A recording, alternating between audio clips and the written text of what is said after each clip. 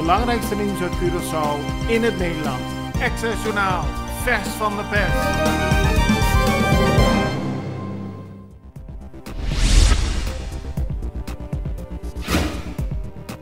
In Scharlo bevinden zich kantoren van de Centrale Bank van Curaçao en Sint Maarten, het Nationaal Archief, SOAB, de Ombudsman en vele andere organisaties en bedrijven. Op nog geen 2 minuten lopen ligt er echter een bijna vergeten stukje Curaçao met veel houten huizen. Hier wordt bijna dagelijks afval gedumpt en soms ook in brand gestoken. Daarbij wordt er niet gekeken naar kinderen die hier wonen of andere omwonenden. Ook wordt er niet tegen opgetreden. Yvonne B. Ollef van de organisatie Hende in Medio Ambiente vraagt om aandacht voor deze situatie.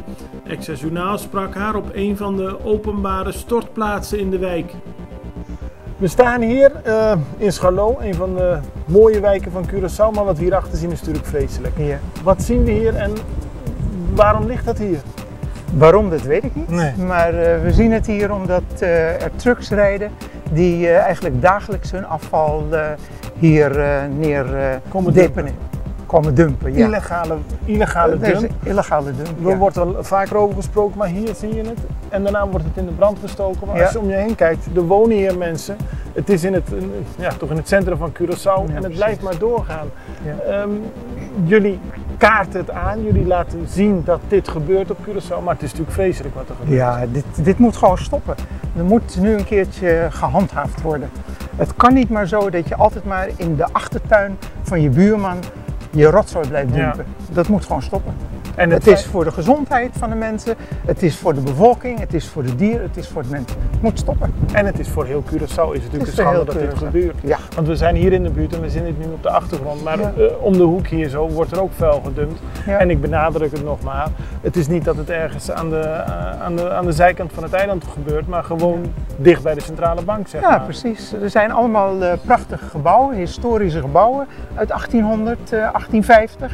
En je kijkt even naar boven en je ziet dit. Zo zag jij het ook, hè? Zo zag ik het ook. Je keek even omhoog tussen de deuren. Ik keek omhoog en ik schrok.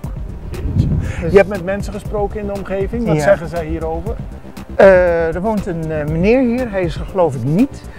Dat is de oudste Jamaicaanse meneer van het eiland. Hij woont hier al 7 decennia. En hij zegt iedere ochtend, je kunt het zien daar, dan maakt hij zijn straatje schoon.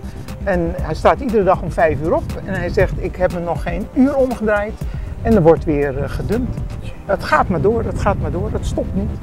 We gaan er aandacht aan besteden. We hebben al contact gezocht met betrokken instanties, die hebben tot nu toe nog niet gereageerd. Oh, dat is een kwalijke zaak. We zullen daarmee door blijven gaan, maar goed in ieder geval dat je het onder de aandacht brengt, want dit is natuurlijk vreselijk. Het is heel erg. Dank je. En het moet stoppen, ik kan niets anders zeggen. Dank je.